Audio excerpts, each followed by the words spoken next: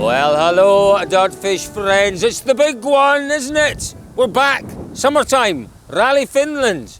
And take a guess where we are, David. Perhaps on the most famous stage in the world, one of the most famous junctions in the world. The most famous signpost in the world. That's true. It is a fairly famous signpost, covered in rally stickers. Where are we, David? We are at Kakaristo Junction. What a wonderful place. Yeah. What a wonderful place. Just behind us. Look at this car coming up here.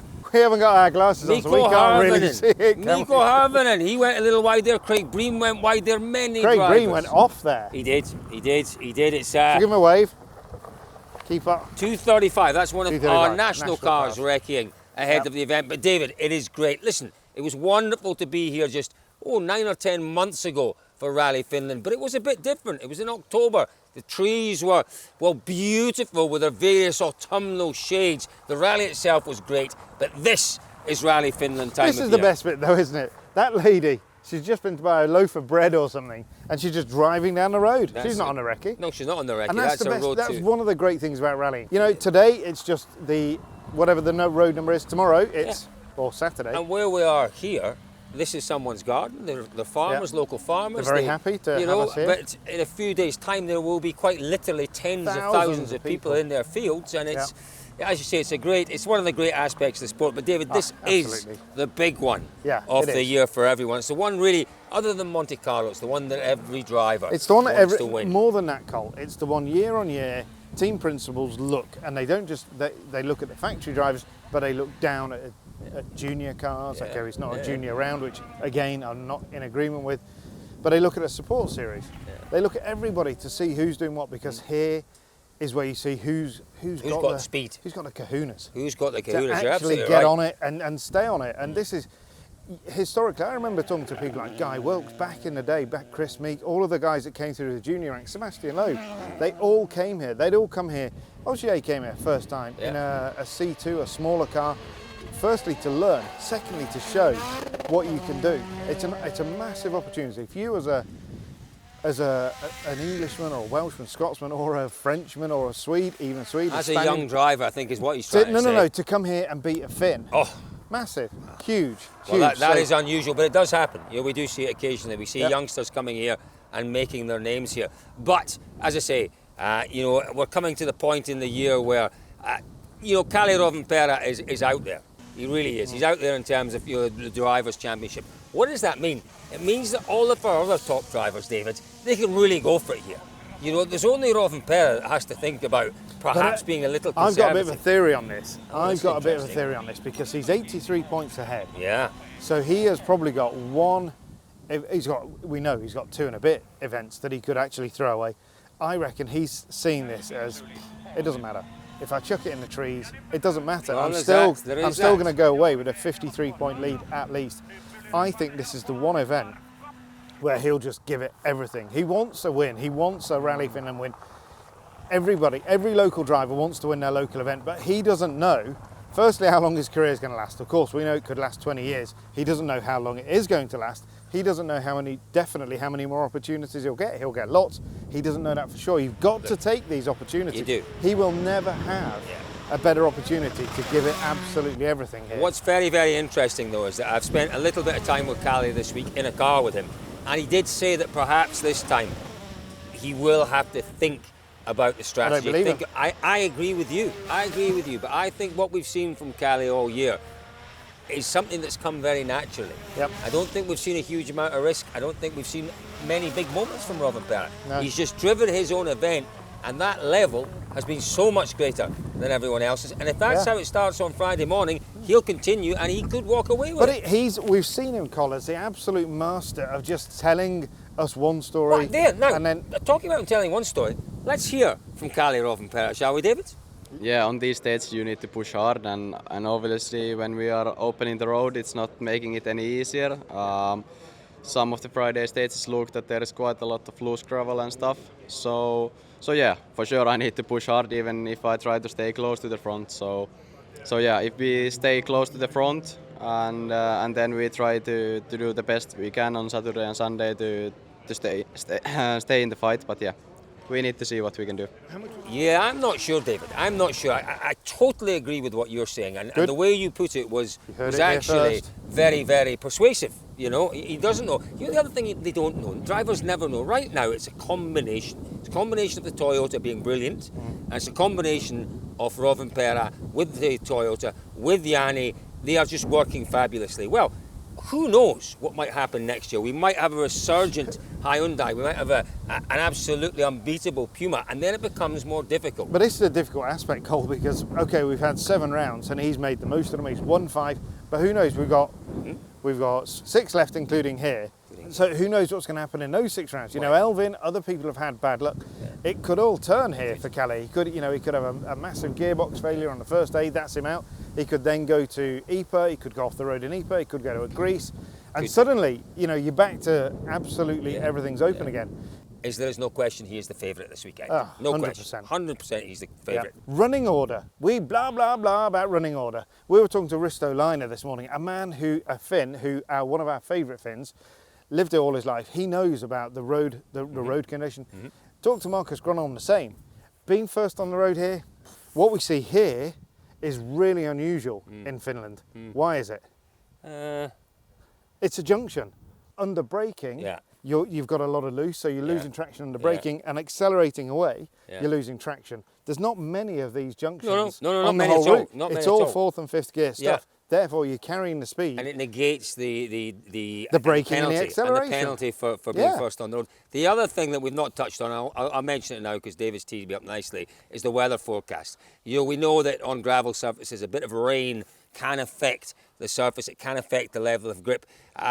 You know, we are expecting rain Friday, Saturday. The forecast is changing. I'm not entirely sure that the weather's going to affect Rovanperä either. I think he'll just deal with it. No. What might affect them is the luck that comes with the heavy showers we get here. We've been caught in 1 or 2 of them. It's not so much what it does to the surface. It's that 5 minutes of torrential rain where the visibility is poor and the water in places will start to gather. And as you rightly said, Hirvonen on Himosh a few years ago, first on the road, he lost the rally because of it. Absolutely, because you sit there, the ruts have absolutely filled with water. You go into a corner and you aquaplane. You've got to put the car in the ruts to take the speed through the corner. You try and do that, and you're in sort of 2 or 3 inches of water. Now, talking about Rovanperä and Rovanperä's competition, it's more than likely that Rovanperä's nearest competition will come from his 2, maybe 3 teammates. Let's hear. More than likely, it's absolutely. It is absolutely. Well, no, let's not. I think Green could be there or thereabouts. But let's hear from our other Toyota drivers. You can't discount anybody here. You know, it is a different rally to Estonia. We obviously hope we've got it right, but you never really know. It's always so high speed. It's quite specific. Let's see. I know there will be, let's say, 5 guys who can really be fast. Or maybe even more, but I believe, 5, and I want to be one of them, definitely. And then later on, yes, it's gonna be a tough fight, but yeah, we should finish on the podium. That's the target, definitely. Definitely, this is my biggest, let's say, expectation rally for me. And obviously, I live in here, and I know the stages, and of course, new stages are very unknown, but still, like, kind of idea of the stages are very familiar. So I'm quite confident, but still, many challenges, so I really need to push as much as I can. Oyt Tanak was interesting at Shakedown this morning. Actually, I'll tell you what we'll do. We'll just have a quick listen to what Tanak said at Shakedown at the end of his run this morning. What's it going to take to stop the Toyotas this weekend from winning? It's not coming from us. Yeah, there is no feeling in the car. Finland will be difficult.